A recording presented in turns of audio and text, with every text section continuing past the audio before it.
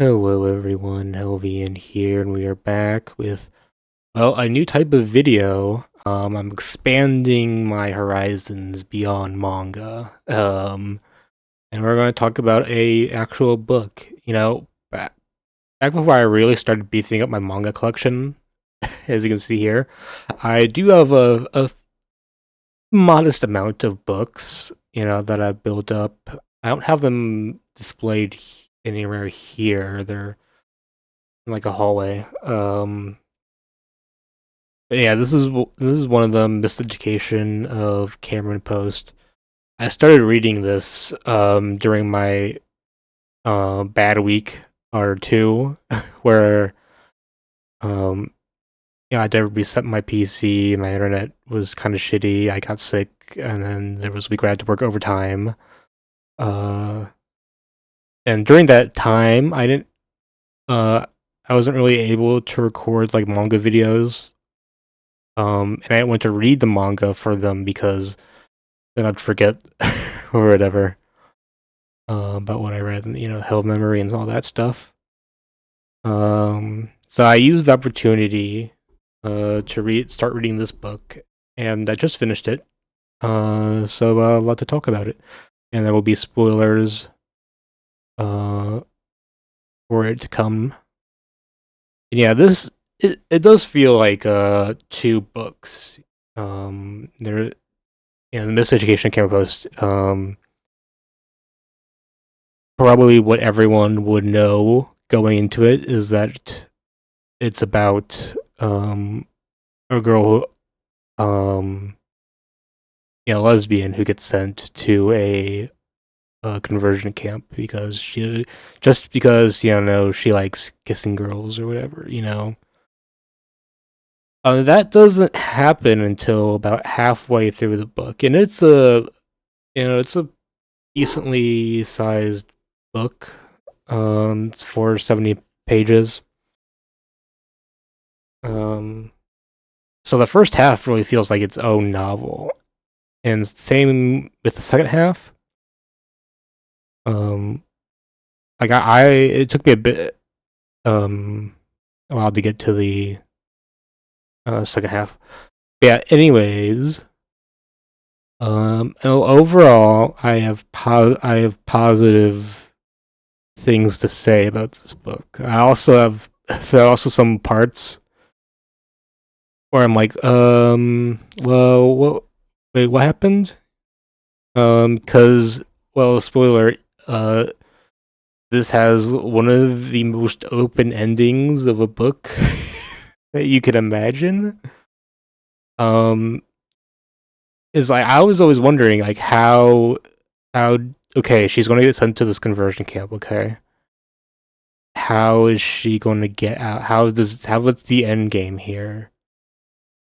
And well, she um escapes, with her two friends she made. Uh, is Jane?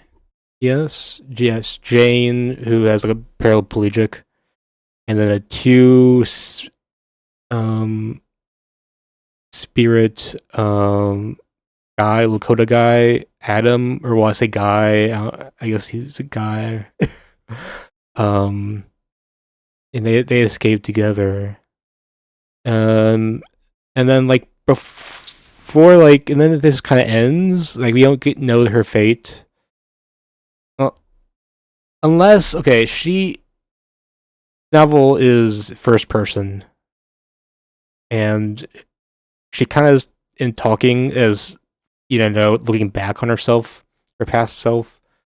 So I guess there's like an implication that she's fine now. Um, so that's cool. Although we don't really know the fate of anyone, and that I don't know. It just feels like there's so many open loose ends. That's like, okay, well, what about uh Toli? What about Ruth? Well, or not really Ruth. I don't really care about Ruth. Um, But Lindsay, there's other characters in this story. Um, what I mean, okay, Cameron herself, I like. She's has the best conclusion. Okay, I'm not going to um shit on that. Okay, she had a good finish. Um, because while this is, it is about it's an LGBT story. A lot of what you can get out of that is how it explores that. It's also a good at it's good at portraying, talking about depression. Because the main character, Cameron Post, she loses her both of her parents in a car crash when she's 12 years old, and there's definitely an undercurrent throughout the whole series about her dealing with the loss of her parents, and it I don't know, it's never like very explicit, like, oh, she's like, I'm drowning in sorrow and misery and whatever. It, it's a lot more subtle than that. Even though you can definitely see it in her actions after um parents die, which is very early on in the first chapter. Um, but that's her parents dying though isn't connected to her lesbian awakening or whatever, because she basically discovers that like soon before they died, and one of the things she thought when she heard that they died, was, thank goodness they will never know that I've sinned like this. They'll never catch me. Um, and near the end, um, it reveals that she definitely did feel very sorry for bad about feeling that way. She apologizes to her dead parents. This they died going to this lake. Um, how was it called? Quake Lake, yes. Um, okay, this story is a fictionalized story, loosely based. This Wikipedia page says it's based on a controversy um about a conversion camp. Um, Although that conversion camp was California, this is a Montana book. Takes place in Montana. Um, Miles City, which is a real place. Whoa, I can go to Miles City. Um,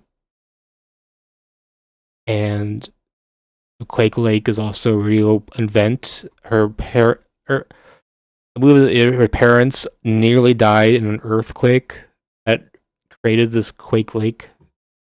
That's why they call it Quake Lake. Um, and they'd made yearly trips to that lake afterwards. And it was then that they died when she was 12. They died in a car crash into that lake. And she like vowed that afterwards she said that she never wanted to go to that lake. And you fast forward to the end, and she um basically the last scene is basically her swimming in the lake, um lighting a candle, swimming back, to kind of have like a send off, sort of, I guess. It was a good scene, having her overcome, can't go full circle, overcoming her parents' death. That's all cool.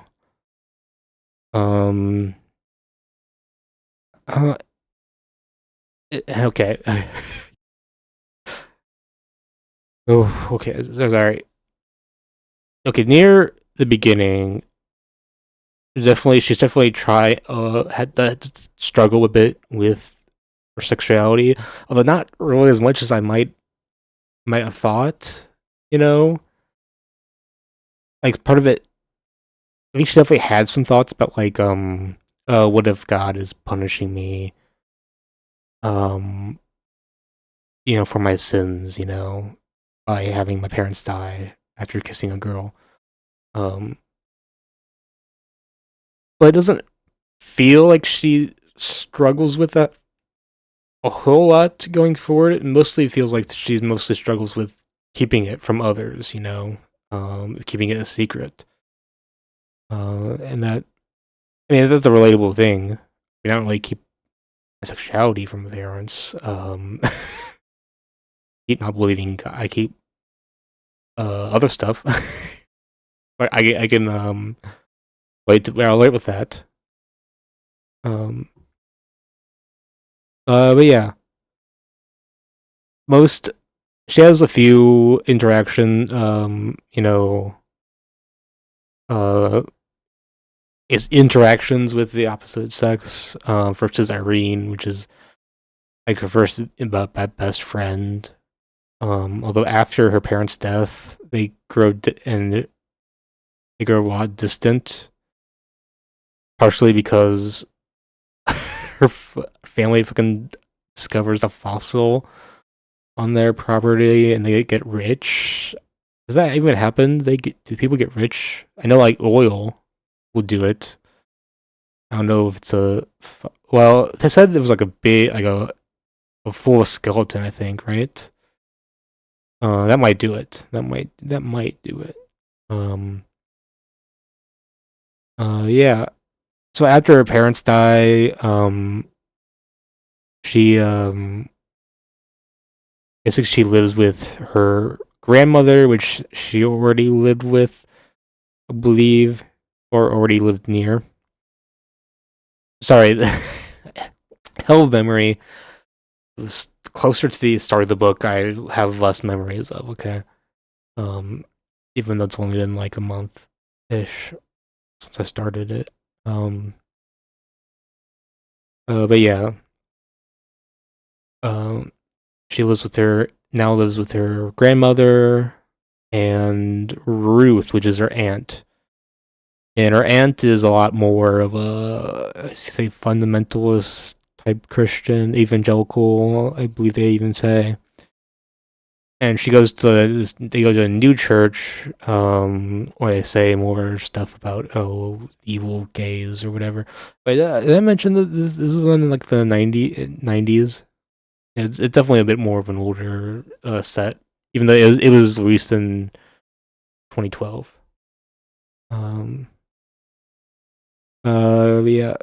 After Irene, there was Lindsay on the swim team who um opened up to her about her experiences with gay pride in Seattle, and they started kissing whenever they could, really.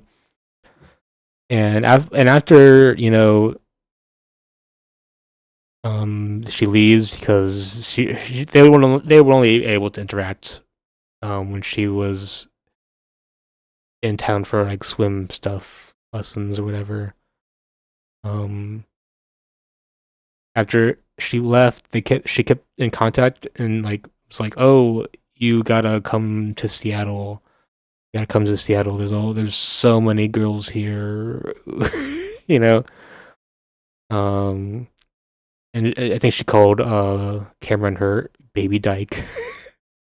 Which is it was endearing kind of relationship, even though um Cameron never felt romantic. They both never felt romantically involved with each other. They just like who I don't know. I want to kiss girls. Who else could I kiss? Um, and then there's a few other girls, but the big one is Cameron. No, that's Coley. Coley. Um, who she becomes good friends with, but she has a boyfriend, and there's like a whole like kind of love square triangle thing that develops and this is when she gets into high school. Um, there's also this guy called Jamie who likes her, but she's in likes with the girl. The girl likes a guy, and it's like, oh no. And he was like, don't fall for the straights. um, but eventually, when Coley's boyfriend is on he leaves for like sport and stuff. They start kissing a bit, and then the one night they have a hookup, but then just after, and then right after that, they kind of she rats out. Before like the day before whatever that all is over, sort of, for Cameron. She does hook up with or female coworkers.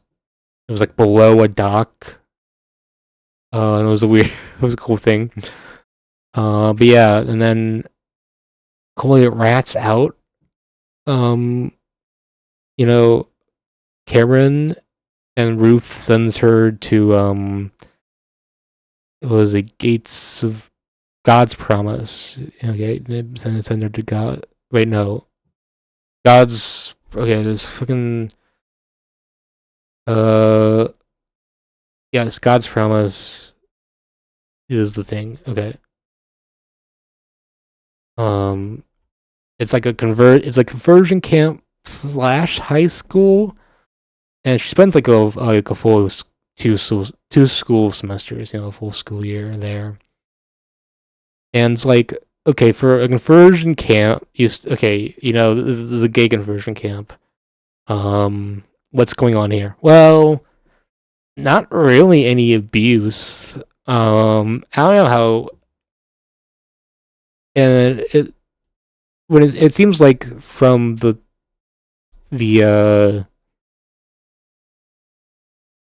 skip place, this was inspired by Restoration Path.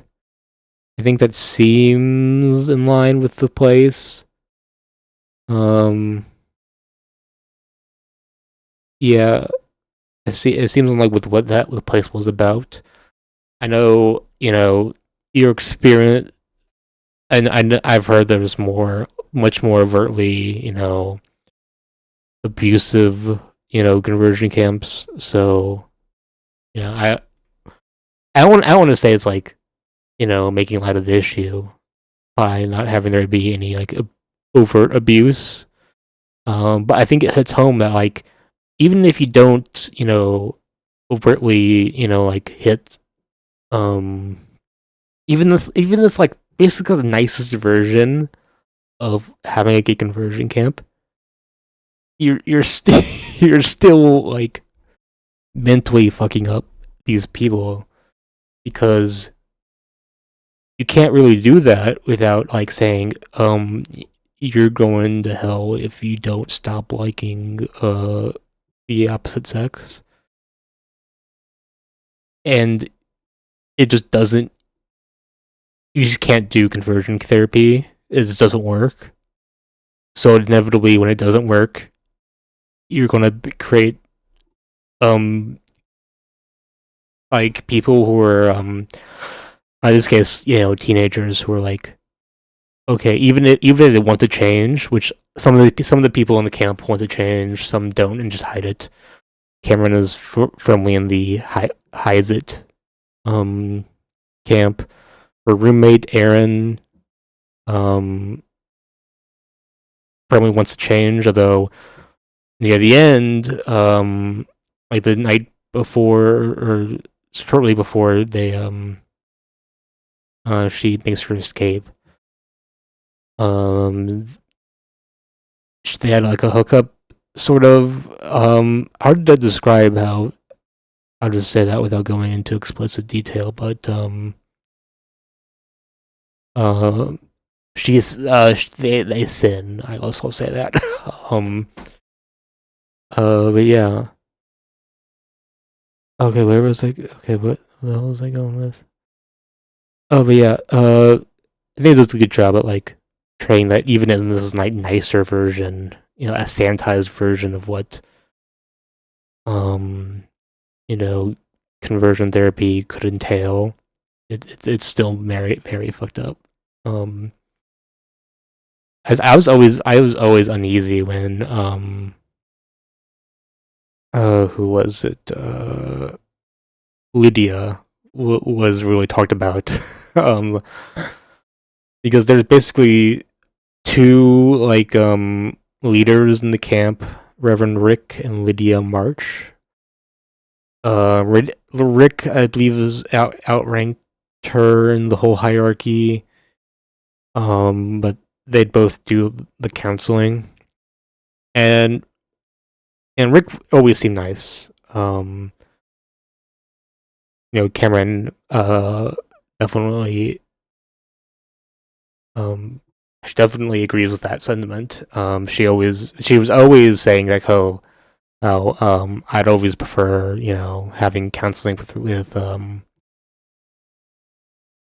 with Rick instead of Lydia, and Lydia was always this judgmental lady who was like always psychoanalyzing everything. Um, is with the way Rick would always do counseling. It was always, let's pray for your salvation or whatever. And pray. Bible verse here, and um, let's see. Lydia would do some of that, but she'd also put in like psychological stuff, like, oh, your same sex attraction disorder is like a result of bad parenting,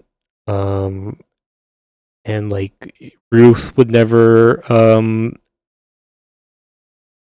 like will look out after you, and also Lindsay would corrupted you and stuff. Although I th- I was kind of surprised that Cameron revealed that she first felt same sex attraction before her parents died. Because just because I thought it would be easier to paint a narrative that she became gay because of, I don't know, Lindsay or something. For a while I thought she did that, but it was on the last 2 or 3 chapters or something where she talks about that. Oh, but yeah. Um. Oh yeah. There's like a big incident at the God's Promise where uh Mark, yes, there's a guy, Mark Turner. He was another teen at the camp or school or whatever they call it, and he's like a pastor's kid. Um, and his dad was like very strict with him, and the struggle of not, so he had a much bigger struggle. He has a lot more pressure on him because pastor's kid or whatever, very homophobic pastor, and outwardly for a while he gave an outward persona of being this very on the books kind of guy, or like the perfect example of like a reformed sinner or whatever, however they would put it. But then he just kind of breaks down after his father was like, "Oh, you're not doing enough. You're not well enough. You stay at the camp longer." And he kind of breaks down and attempts to cut his genitals off. like yeah, either he cut his genitals and poured bleach over it. Yeah, I don't really hear much about how he turned out afterwards. Um, that was like a big turning. It's a big turning point. It was definitely a moment.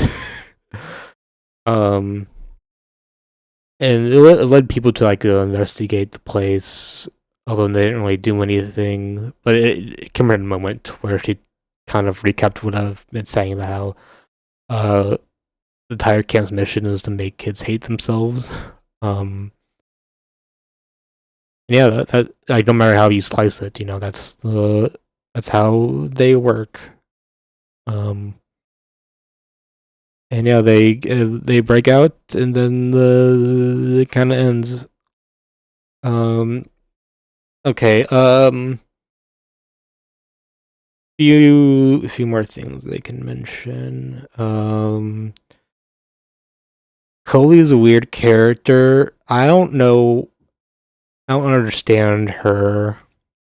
Like why she ratted Cameron out. Like, did I miss something? Like, she never. She was the one who made advances on Cameron.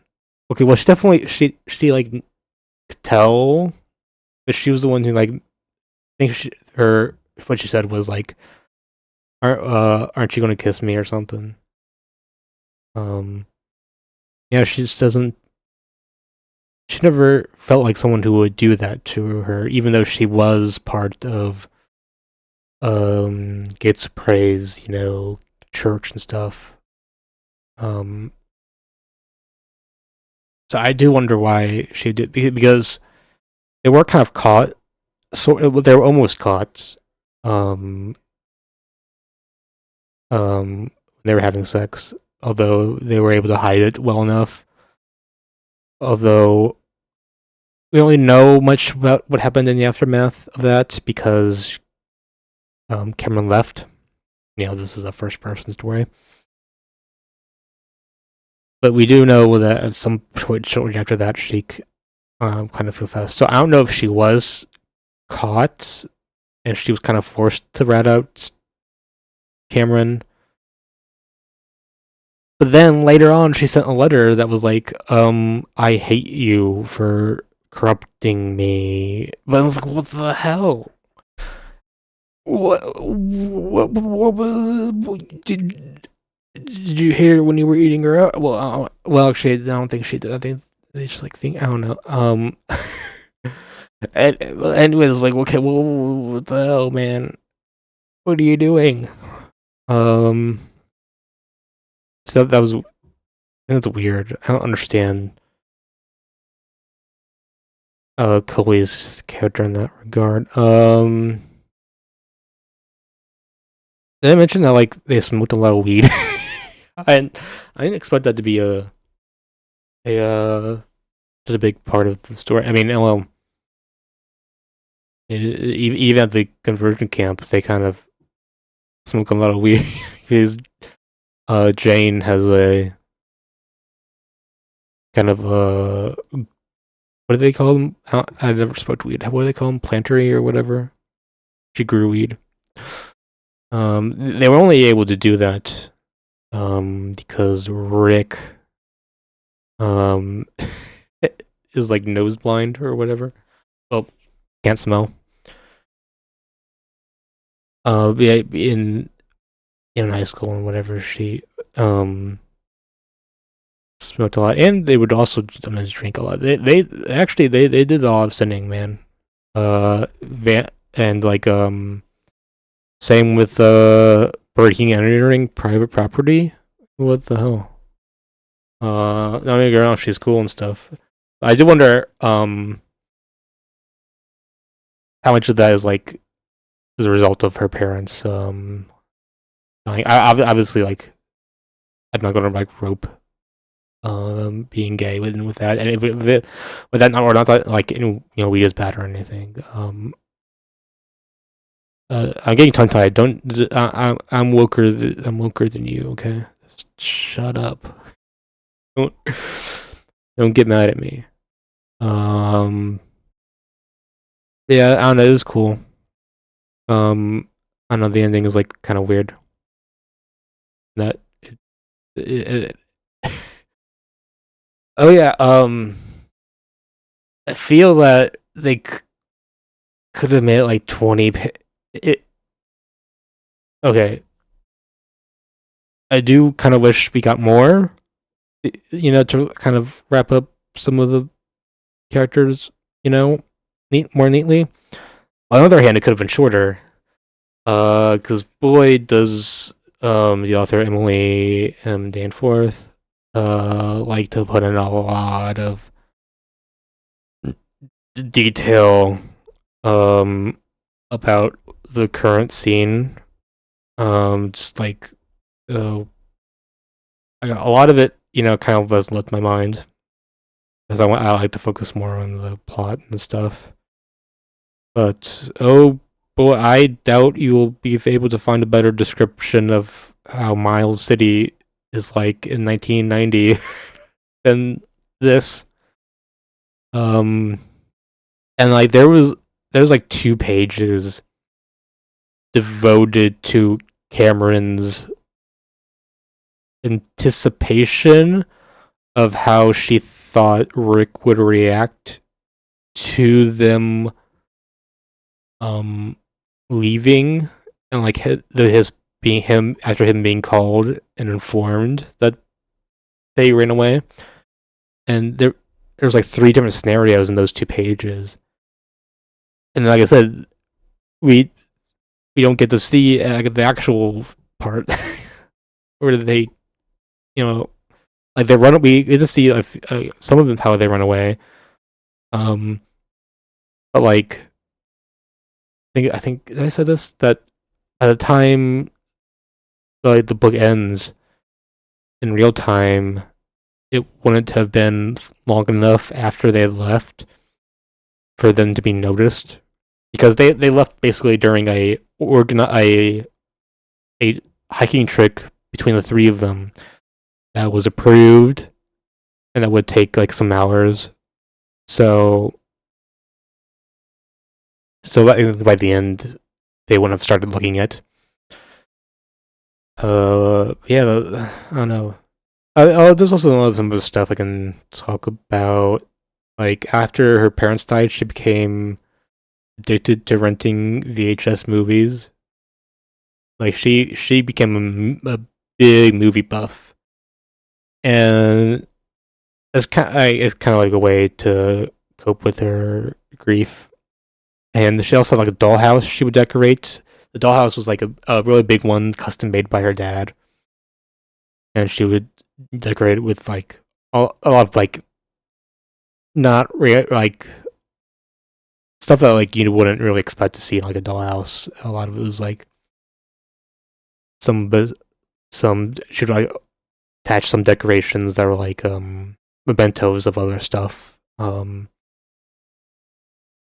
Kind of just read the novel and you'll understand. Yeah. Okay. Novel. I don't know. Um. Yeah, I'll probably read more novels and talk about them, but they won't.